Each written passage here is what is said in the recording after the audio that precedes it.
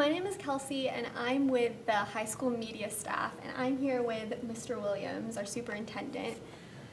During the most recent election season, almost 70% of the community voted on the passing of the bond, which was the building of an intermediate school, an athletic expansion, and a high school expansion, and a building of the auditorium and the dining hall. That's right. How do you feel about the community's response? Kelsey, it was a great response from our community. In fact, 74% of the people that went to the polls actually voted for the project. One of the things that our community is always known for is how strongly they support our schools. And that was just a great statement from our community as a whole. We really appreciate our facility committee that worked so hard in the plan of it. I think the important thing that we have to keep in mind is it was a comprehensive plan, and there are so many students that are going to be impacted because of that. Not only that, but then we also had a group of citizens that worked really hard to make sure that it passed. So it was a great statement, and I think one of the things that we have to look at going forward is it actually sets the tone for what the next 10 years is going to look like.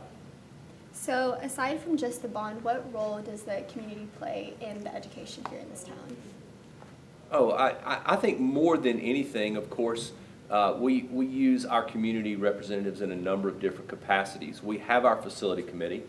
We have groups that meet with myself and Miss Morgan, Miss Tuttle, everything from, we've got a group that actually has incorporated our district rating system that we use, student health advisory committees, just a number of different roles. But I think maybe more than anything, it's just the level of expectation. You know, our parents and community members have got such a strong expectation of what they want their school to look like and the education for their kids. That really just permeates everything that we do. So now that the bond has passed, when will the construction start? Right now we're in the design phase. We are meeting with the architects. We've seen a couple of early renderings, and it's going to be a phenomenal set of buildings. When we talk about high school and high school perspective, what can our high school students look forward to? The first thing that you're going to see is you're actually going to see the construction of the new dining hall. Because we are converting the existing cafetorium into an auditorium, we have to build a new dining hall. The dining hall will go between where the current cafetorium is and the student parking area, and it will seat around 400 students. So it's going to be a large dining hall. After that is completed, we hope that sometime around June we'll actually start working on the renovation of the cafetorium itself into the auditorium, and we'll talk more features about that in a minute. We anticipate the construction of the academic wing, and we're adding 40,000 square feet to the academic wing of the high school. The feel of it is going to be more similar to what we did when we expanded the middle school. Lots of open classes, collaboration spaces for students. It'll just have a different feel than the traditional, what the old, and I hate to call it the old wing, it's only, 8 years old, but the existing academic wing of the high school is. We think that will probably break ground sometime around March, is what we're looking at, so, Okay. yeah. And can you help high school students understand the need for an intermediate school in alleviating the pressure of both the elementary and the middle schools? Yeah, I think that's a great question. So when we build an intermediate for grades 3, 4, and 5, what it will do is we'll actually take 3rd and 4th grade students out of the elementary. Right now the elementary is at capacity, and one of the questions they asked us as we were doing the planning for this project was, so why didn't you just build the elementary bigger when we did it? Sunnyvale we want it to stay a small school feel. And if we had built the elementary for 1,000, 1,200 kids, it really would have lost what makes Sunnyvale, if that makes sense. So we built it for 700. We were intentional in keeping it at that size, and we knew that somewhere around 2015, 2016, 17, we were going to have to expand. So we will take 3rd and 4th grade students out of the elementary into the intermediate, and then we will also take the 5th grade out of the middle school to create the intermediate campus.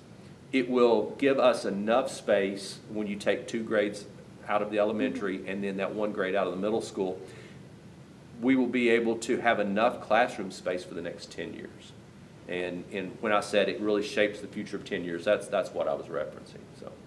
So for the future, you mentioned earlier how the high school students will be able to see the cafeteria and the new auditorium. But how can students like me, I'm a senior, and how can like maybe the upperclassmen be able to connect to it more? Yeah. Since we won't really see the benefits of the bond. You'll have a great place to come back to. Okay. Yeah. No, one of the things that we find is the legacy of what we do in Sunnyvale. One class truly connecting with the classes that follow and the classes that, from one year to the next. I know your journalism teacher, Miss White, she was a K-8 student here, and she opted to move her family back here. Not saying that that's what you'll do, Kelsey, but we see that over and over again. So the facilities that we're designing now and we're building now will always impact future Sunnyvale kids. I think the other thing that's really important is just that sense of pride of where you're from, that I think our high school students will experience. Now, our sophomores will actually, our freshmen and sophomores will actually be able to use the new wing. We'll open, when our sophomores are seniors is when the new wing will open. Juniors and seniors, you guys are going to be left out. Now, however, our juniors will actually be able to use the new auditorium. We plan on opening that December of next year. Our goal is like Christmas concert seasons and things of that nature will be in the new auditorium. The new auditorium is going to be really nice.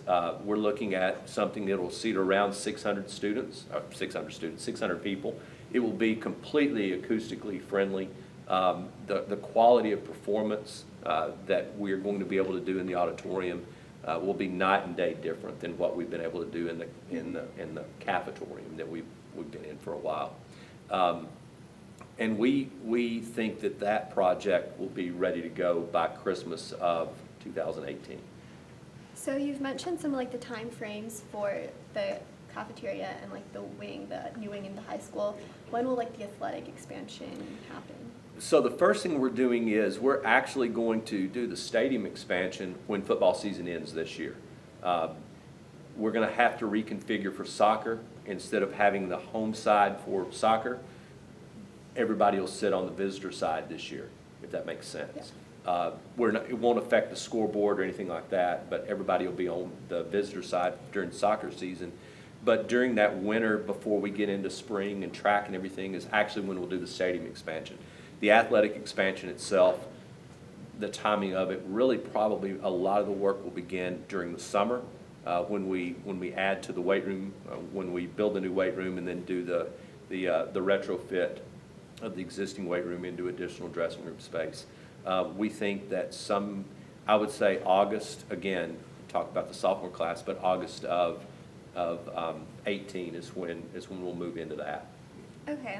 And is there anything else that you think the students should know about the bond? I think more than anything that I think the students will find interesting is, as they watch this continue to develop, just the number of students that will be impacted. We believe that either direct impact or the fact that you'll have more space, all of our students in PK through 10 will be impacted in some capacity in some of these facilities. We are excited about this project, and again, it's culmination of a lot of work from the standpoint of the planning phase that's gone into it, and then we think you guys will enjoy as you pull up on campus every day, just watching what's going on. So, thank you. And thanks for having me, Kelsey.